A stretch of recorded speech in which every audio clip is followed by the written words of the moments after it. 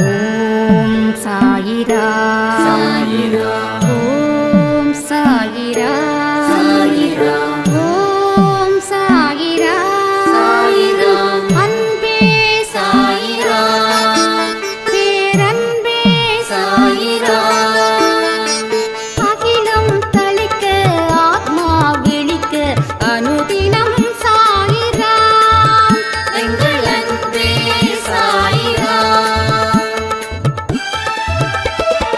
ஒன்றே இறைவன் ஒன்றே பூமிக்கென்றும் சாயிரா சரணம் சாயிரா நன்றே செய்து வாழ்வோம் நாம் ஒன்றே செய்து வாழ்வோம் அன்பே சாயிரா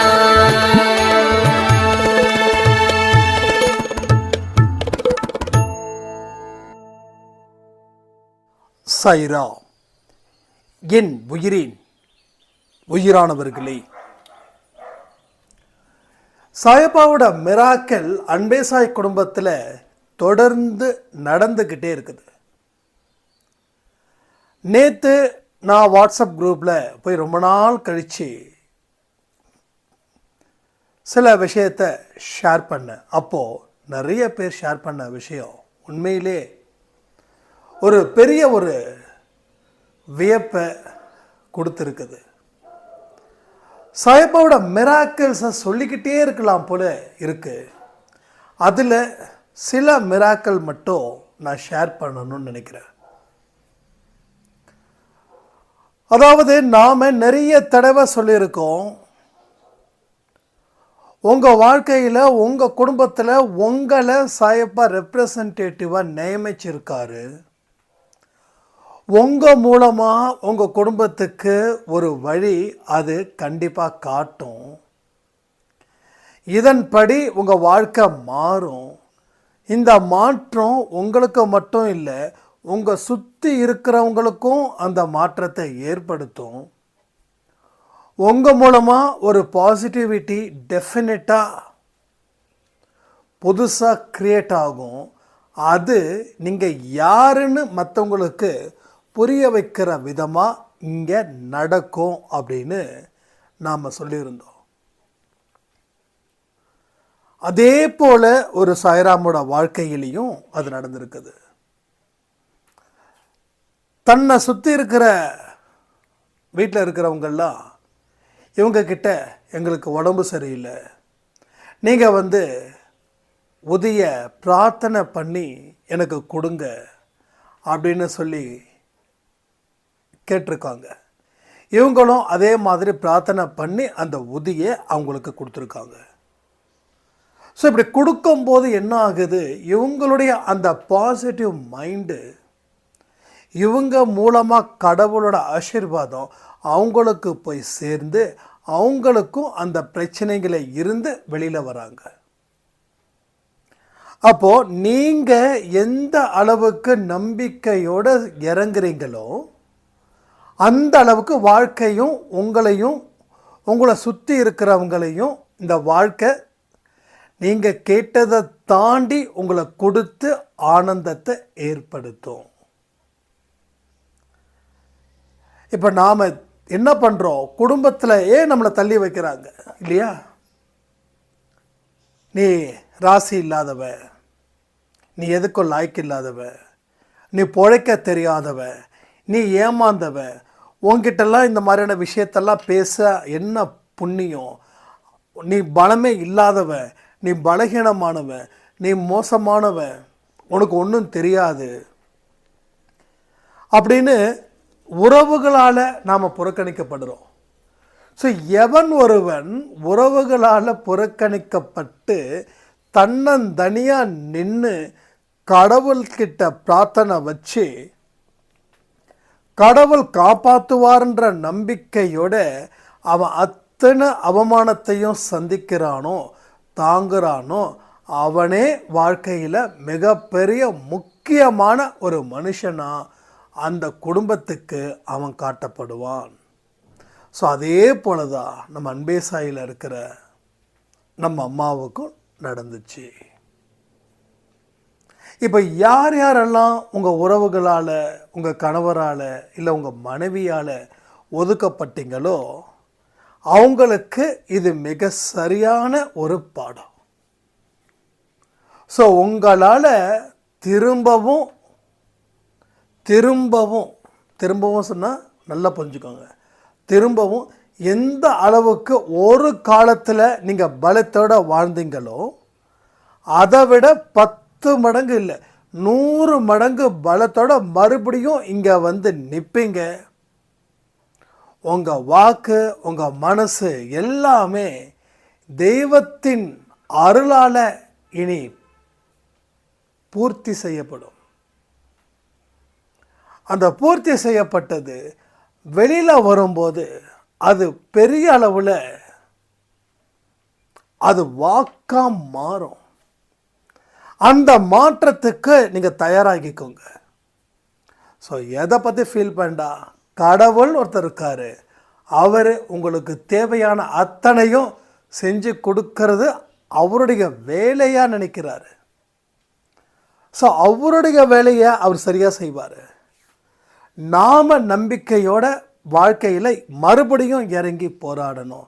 போராடுவதற்கு எத்தனை சாயிரம் தயாராக இருக்கீங்களோ கமெண்ட்டில் சொல்லுங்கள். அடுத்தது 2வது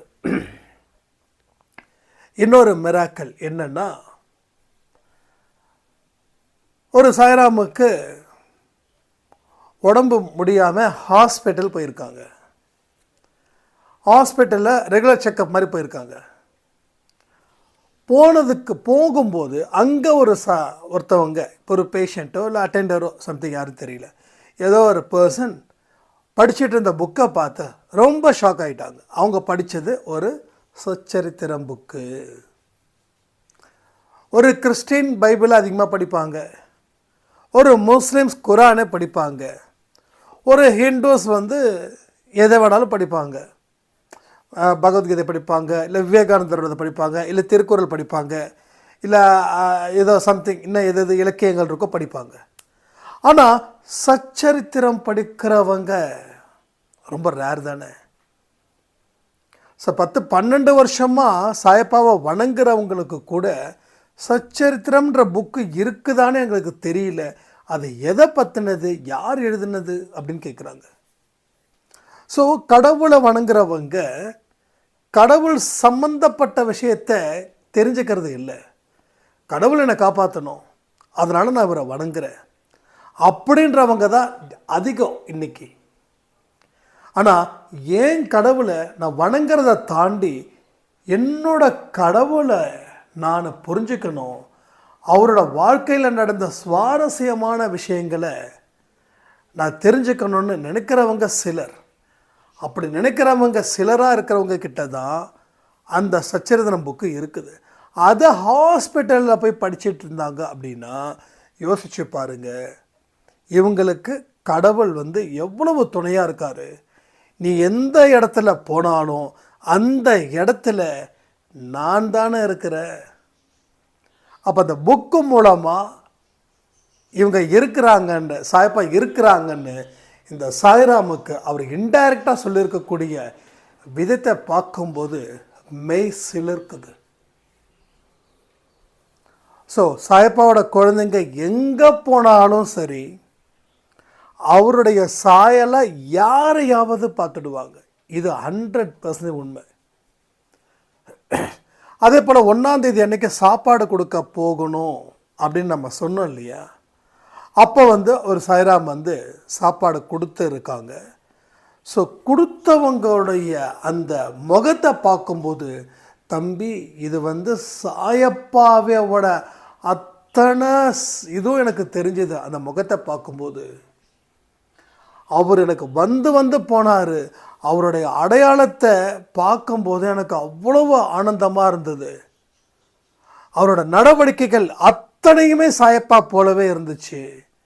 என்னால் இப்போ கூட ஜீர்ணிக்க முடியல, நான் பார்த்துட்டேன்ப்பான்னு சொல்லி அவ்வளோ ஆனந்தத்தோட அந்த ஃபோட்டோவையும் ப்ளஸ் வந்து அவங்க வாய்ஸும் எனக்கு சேர்த்து அனுப்பியிருந்தாங்க.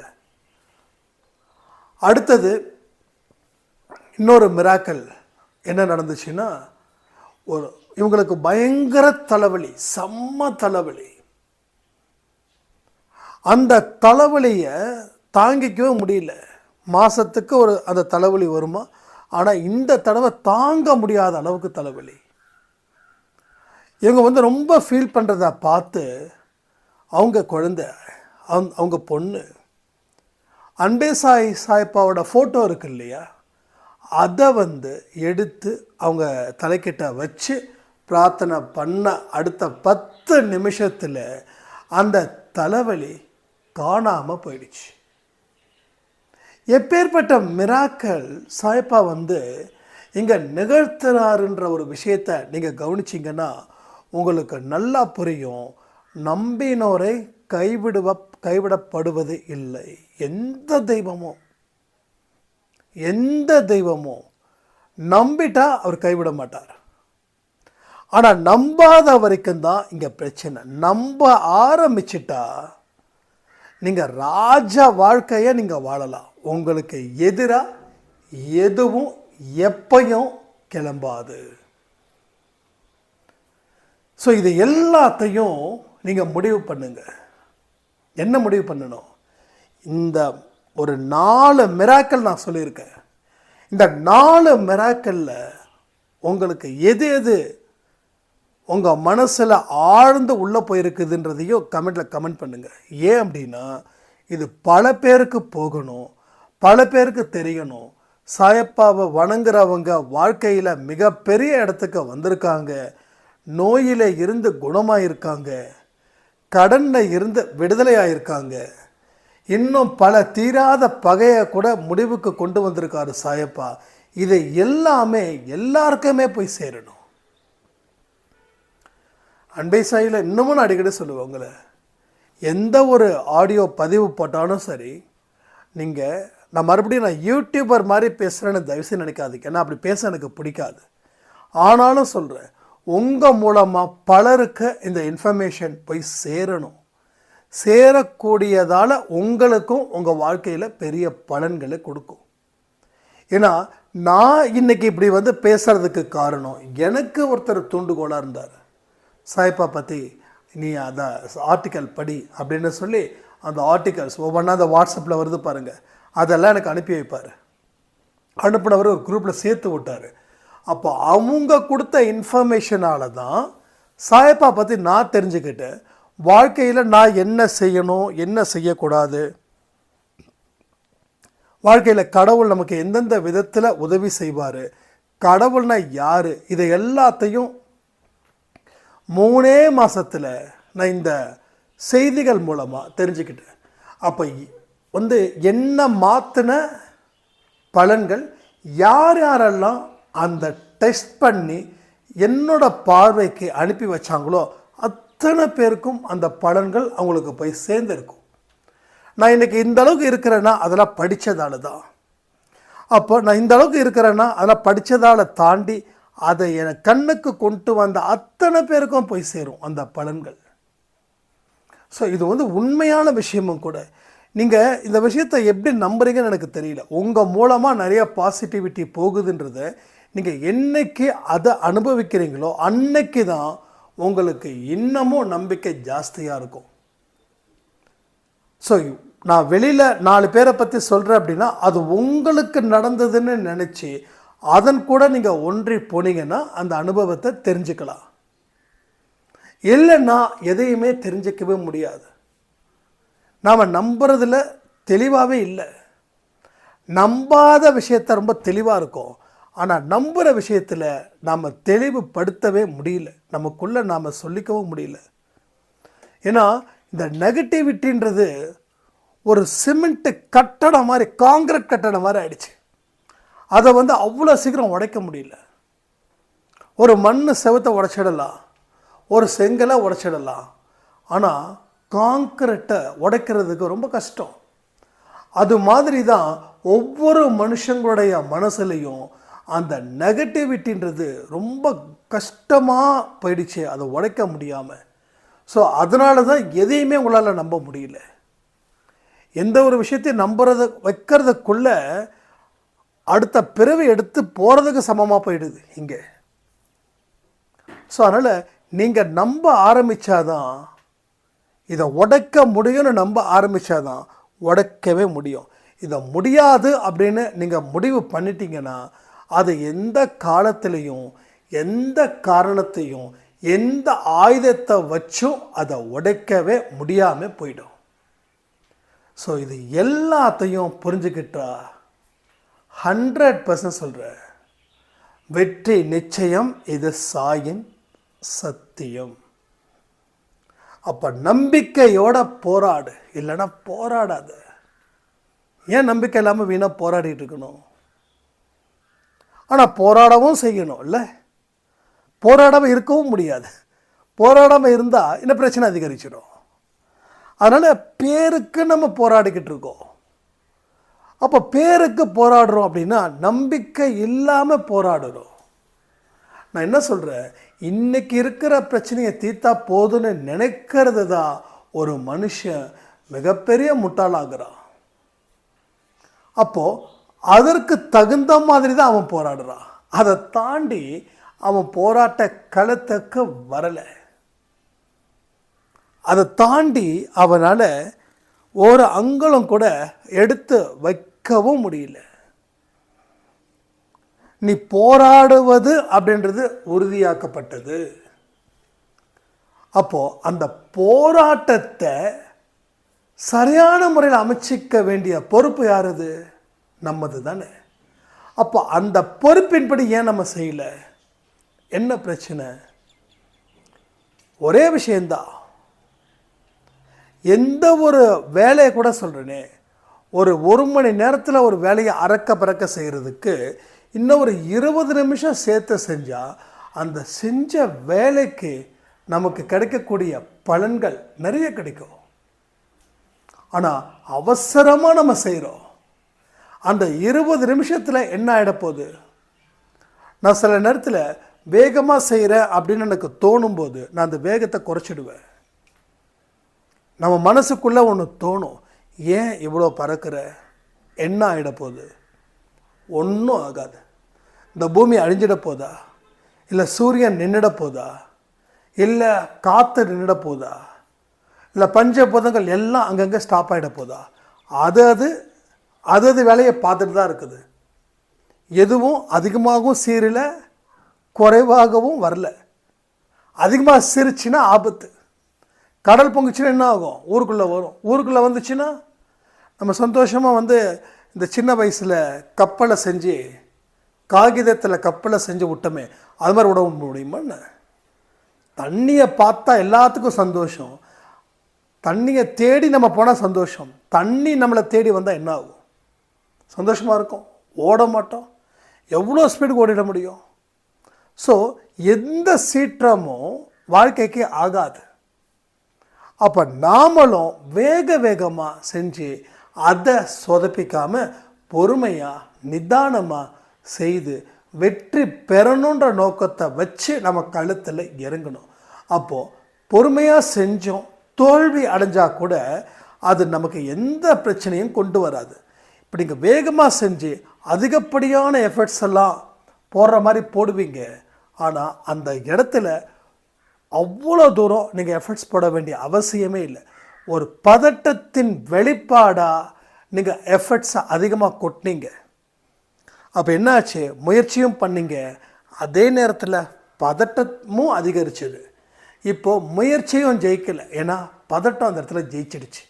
இப்போ நீங்கள் தோற்று போயிட்டீங்க. தோற்று போன உடனே நீங்கள் சொல்லுவீங்க, நான் எவ்வளோ முயற்சி பண்ணேன்னு தெரியுமா?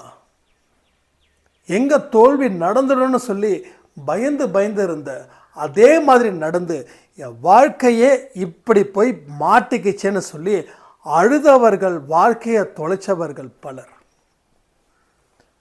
இப்போ நீ ஏன் பதட்டப்படணும்? நீ பதட்டம் இல்லாமல் அழகாக பொறுமையாக நிதானமாக ரசித்து செஞ்சுருந்தா இன்னைக்கு தோல்வி வந்தால் கூட தோல்வி வந்த மாதிரியே தெரியாது. எனக்குமே லைஃப்பில் 1-2 ஃபெயிலியர்ஸ் இருக்குது.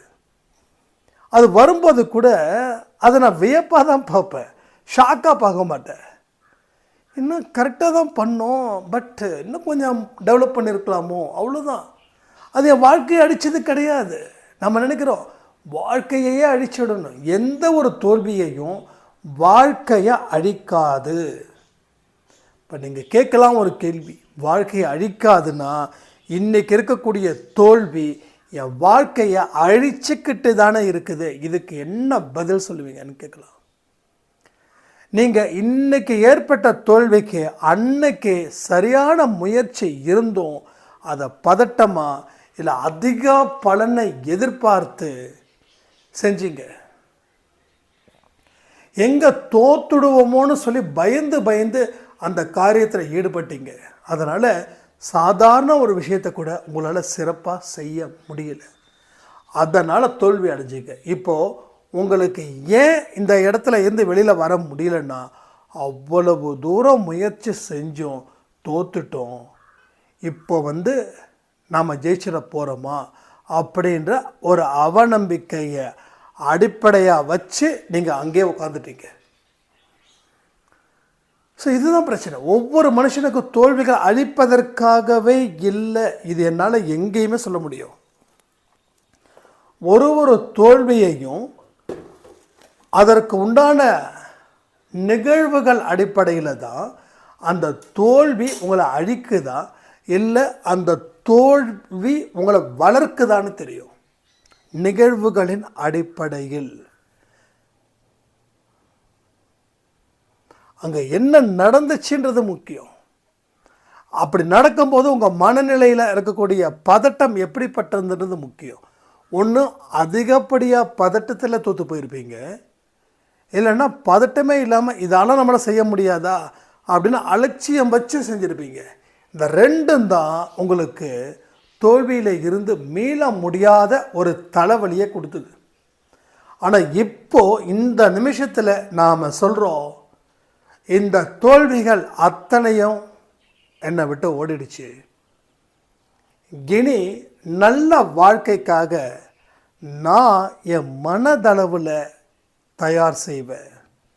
தயார் செய்வது மட்டும் இல்லை, அதையே அடிப்படையாக கொண்டு என்னோட வாழ்க்கையை நான் உருவாக்குவேன். உருவாக்கி அதில் நான் சரித்திரம் படைப்பேன். இதை உங்களால் சொல்ல முடியுமா?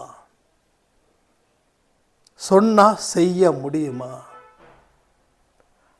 அந்த ரிசல்ட்டு கிடைக்கிற வரைக்கும் அதிலே நீங்கள் இருப்பீங்களா?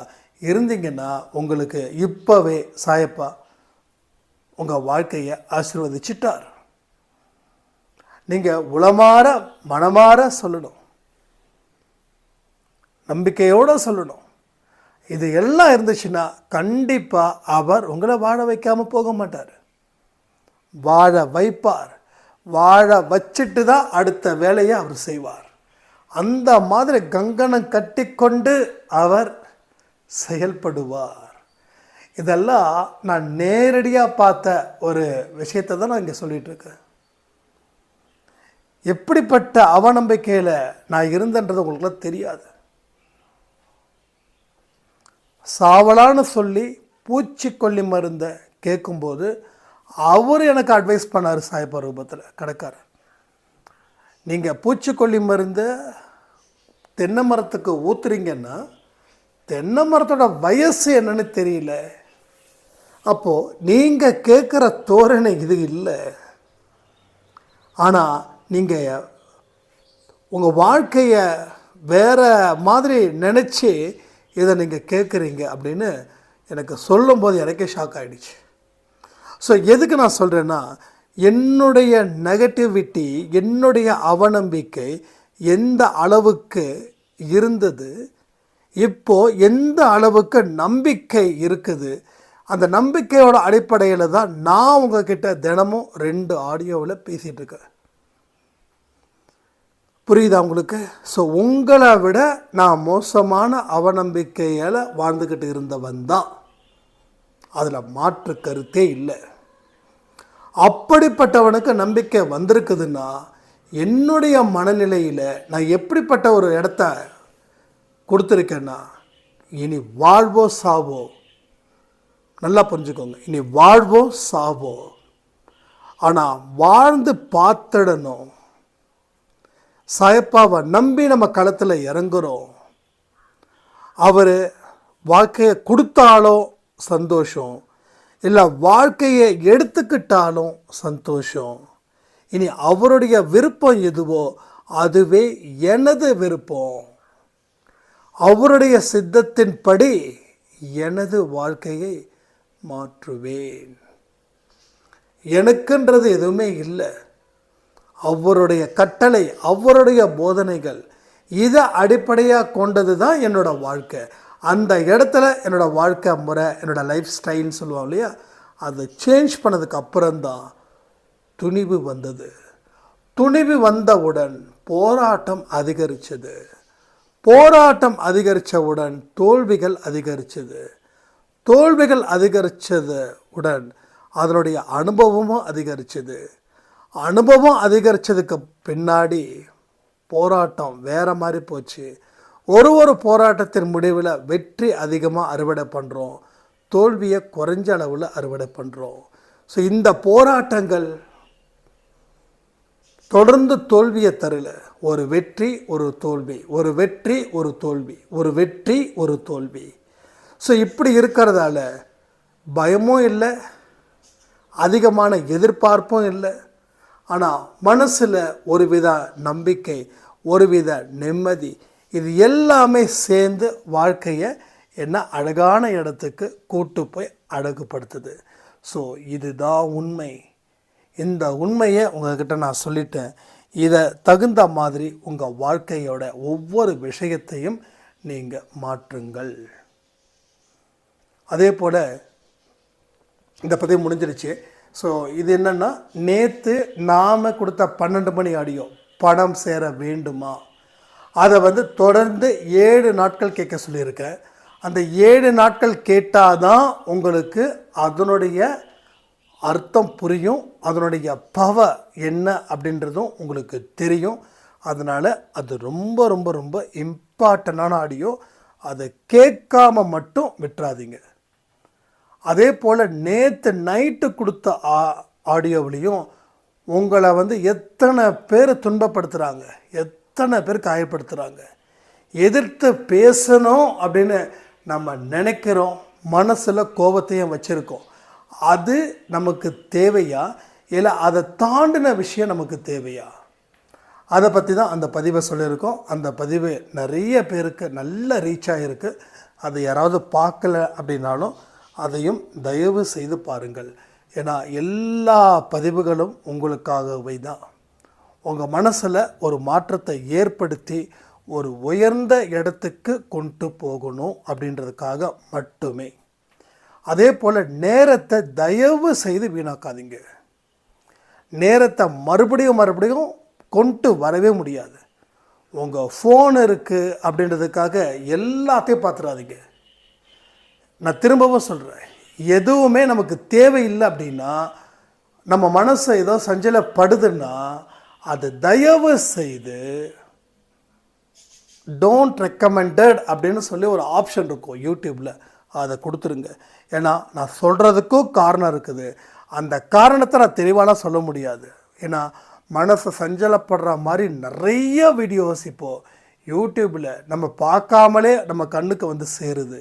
அது அத்தனையும் ஆபத்தானது, அது அத்தனையும் அருவருக்கத்தக்கது.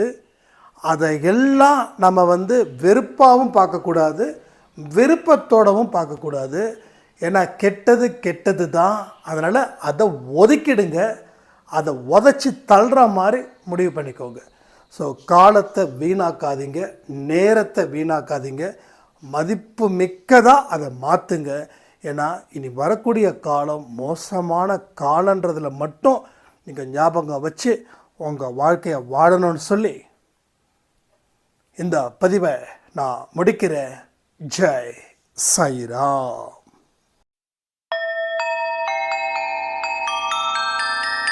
ஓம் சாயிரா, சாயிரா, ஓம் சாயிரா.